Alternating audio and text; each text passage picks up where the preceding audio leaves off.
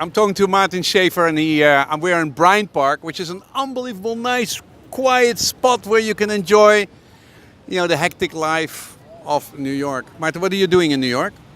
We do authority positioning for business owners.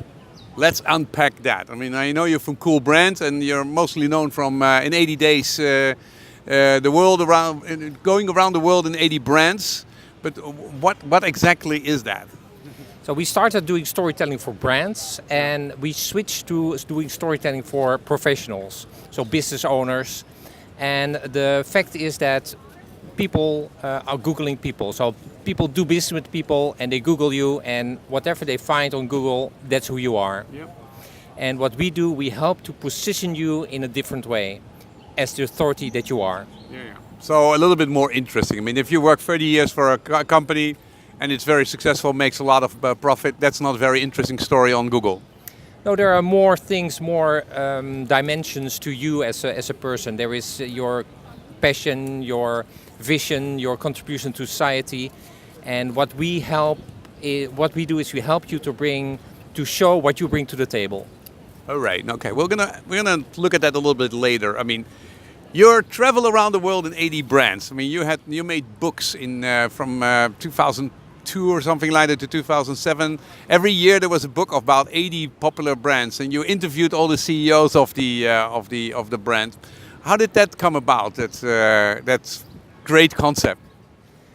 So my business partner, who is an anthropologist, said, well, what I like to do is travel the world and meet people and meet different cultures. And I told her, well, there is no business model in traveling around the world and meeting people. So why don't we travel the world and meet brands and help them to write their story? So we traveled the world. We wrote to a business owner and said, well, we're going to interview you, and it's not going to be your story, it's going to be our story about you. Mm-hmm.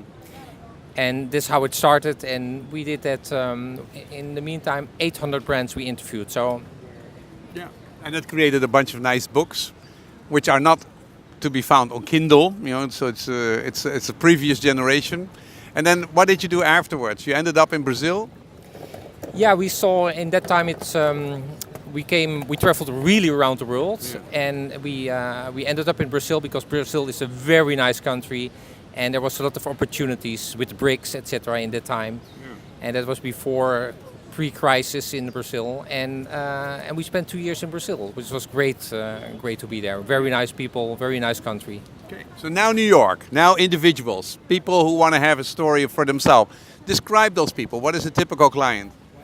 A typical client is a person that has a great experience or a great career on Wall Street, mm-hmm. And after 30 years or 35 years on Wall Street, well, I want to be on board. I want to have a board seat. I want to work on my legacy. I've done my thing. I've made my income. I've made my money. Now I want to do something else. Exactly. I want to do something else, but I still have this great network, and I want to use it. And then they look at and they apply for a board seat, and the chairman of the board is Googling them, and there is nothing because it's all about 30 years Wall Street. How boring it can be. Yeah.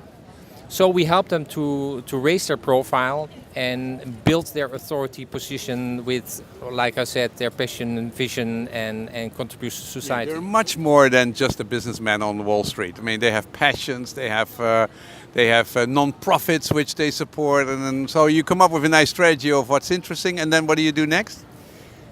After this interview, we create the content, and the content can be videos like we are doing right here. Yes.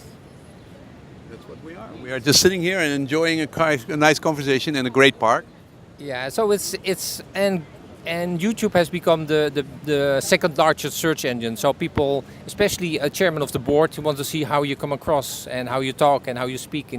So that's what we do. Okay. So how long have you been here? Almost 2 years now. And how many clients do you have? How many of those people are you now helping to create a story? And the people who were not born in the internet age? No, most of them are women. Yeah. Most of them are over 50 or maybe 60 plus. In New York, you don't stop working. And I think we have about 70 clients here in New York. Okay. Which you help on a regular basis. So that's the two of you who are doing that.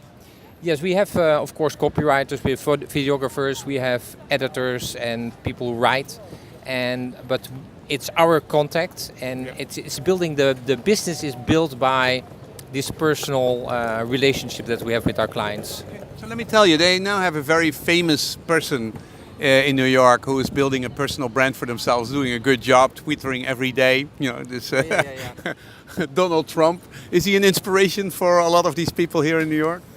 It's funny because New York is a democratic city, and so there's a lot of criticism and actually in the beginning it was very serious, but now I hear more and more jokes about it. So I don't know. I'm not a U.S. citizen, so I'm not.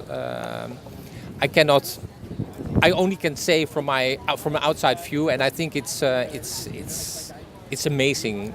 It's really amazing. It's a show. I mean, I walk around here. You have Stephen Colbert, and you have the Daily Show, and you have Seth Meyers, and everybody has a great time, you know, making jokes. Although they get really tired of the subject, they really go like, "Oh, come on, we need to do something serious." But it gets every time you say we're done, it gets more serious. Yeah.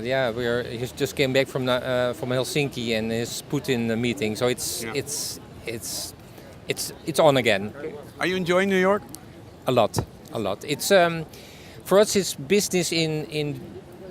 If you see it as football, soccer. I mean, in Europe it's almost amateur football. In Holland, in London it's a higher division, first league, Premier League, but here in New York I would think it's Champions League.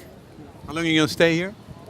Again, from here, Yeah. I think another year or maybe 2 years, and then see what's happening in the world. Asia? Sorry?